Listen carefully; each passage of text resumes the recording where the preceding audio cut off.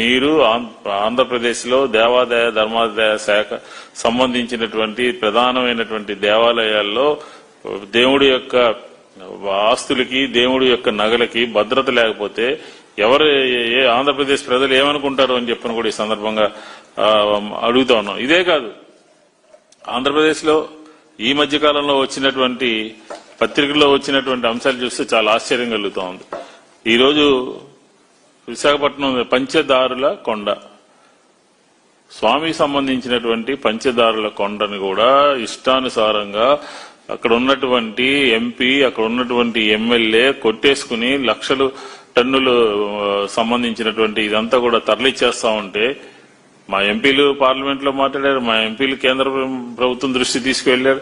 అయినప్పటికీ కూడా దాని మీద సరైనటువంటి చర్యలు తీసుకోకపోవటాన్ని కూడా మేము ప్రశ్నిస్తాను. ఇదే కాదు, పంచదారుల కొండతో పాటు సాధుకొండ, మల్లయ్య కొండ సమూహం తంబళ్లపల్లి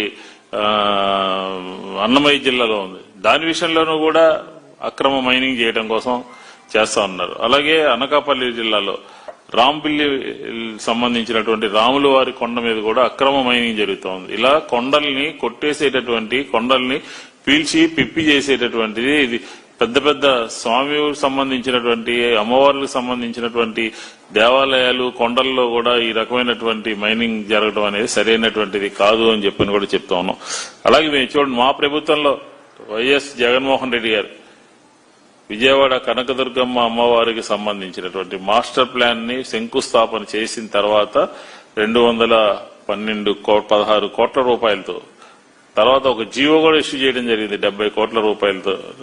ఆ దేవస్థానం యొక్క భక్తుల యొక్క అవసరాలు, దేవస్థానానికి సంబంధించిన అవసరాలు ఈ రకంగా మీరు స్ట్రెంగ్తన్ చేసి భక్తులకు కావాల్సినటువంటి అవసరాలు, భక్తులకు కావాల్సినటువంటి సౌకర్యాలు మెరుగుపరిచే విధంగా చేయాలి తప్ప ఈరోజు ఆ మాస్టర్ ప్లాన్ లో ఉన్నటువంటి అన్నదాన భవనం కానీ, లడ్డూ తయారీకి సంబంధించినటువంటిది కానీ ఏ రకంగా రాబోయే తరాలని దృష్టిలో పెట్టుకుని అన్నదానానికి వచ్చేటటువంటి ప్రజలందరికీ సరైనటువంటి సౌకర్యం కల్పించే విధంగా, అక్కడ వచ్చేటటువంటి భక్తులందరికీ లడ్డూ తయారు అయ్యి అందరికీ అందుబాటులో ప్రసాదాలు ఉండే విధంగా ముందు చూపుతో ఏ రకంగా జగన్మోహన్ రెడ్డి గారు ఆ రోజు మాస్టర్ ప్లాన్ శంకుస్థాపన చేశారో ఆ రకంగా ఉండాలి తప్ప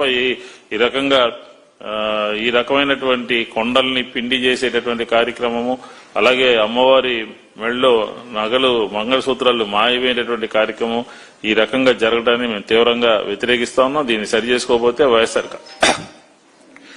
కాంగ్రెస్ పార్టీ ఖచ్చితంగా ప్రభుత్వం కళ్లు తెరిపించే విధంగా కార్యాచరణ ప్రణాళికను రూపొందించుకుంటాము అని చెప్పి ఈ సందర్భంగా తెలియజేసుకుంటాము.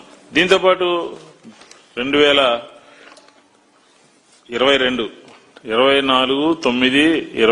సంవత్సరంలో తిరుమల తిరుపతి దేవస్థానానికి సంబంధించినటువంటి వేద పారాయణదారుల్ని సెలెక్ట్ చేయాలి అని చెప్పి ఆ రోజు వైఎస్ఆర్ కాంగ్రెస్ పార్టీలో ఉన్నటువంటి ప్రభుత్వము ఒక రెజల్యూషన్ పాస్ చేసి ఒక జీవోను కూడా 2023లో ఒక జీవోను కూడా ఇష్యూ చేశాం అనమాట. ఎందుకంటే వేద పారాయణదారుల సంఖ్యని మనం వేద ధర్మాలని అలాగే హిందూ ధర్మాన్ని విస్తృతంగా ప్రచారం చేయాలి అనే ఉద్దేశంతో, హిందూ ధర్మాన్ని కాపాడాలనే ఉద్దేశంతో ఆ రోజు వైఎస్ఆర్ కాంగ్రెస్ పార్టీ ఈ కార్యక్రమాన్ని తీసుకుంది. ఆ రోజు మేమందరం కూడా ఈ వేద పారాయణదారుల పోస్టులు, వాళ్ళకు ఇవ్వాల్సినటువంటి పారితోషికాలని పెంపొందించాం. ఈ రోజు మళ్లీ 2 సంవత్సరాలైంది ఈ ప్రభుత్వానికి. 700 మంది, 1400 పైగా పోస్టుల్ని సెలెక్ట్ చేయాలి అని చెప్పని ఒక నిర్ణయం తీసుకుని ముందు ప్రాథమికంగా ఒక 700 మందికి సంబంధించినటువంటి వేద పారాయణదారుల పోస్టులు ఇస్తే ఈ ప్రభుత్వము వాళ్ళందరికీ కూడా ఇంటర్వ్యూస్ పెట్టి వాళ్ళందరికీ కూడా నోటిఫికేషన్ ఇచ్చి ఇంటర్వ్యూస్ పెట్టడానికి 2 సంవత్సరాల కాలం పట్టింది అని అంటే ఈ ప్రభుత్వానికి వేద విద్య పట్ల గాని, వేద పారాయణదారుల పట్ల గాని, హిందూ ధర్మం పట్ల గాని ఏమాత్రం గౌరవం ఉందో మనకి స్పష్టంగా అర్థమవుతుంది. 2 సంవత్సరాల కాలం పట్టారు. మేము ఆల్రెడీ తిరుమల తిరుపతి దేవస్థానాన్ని దాంట్లో రెజల్యూషన్ పాస్ చేశాము, నోటిఫికేషన్ ఇచ్చి జీవో ఇష్యూ చేశాము.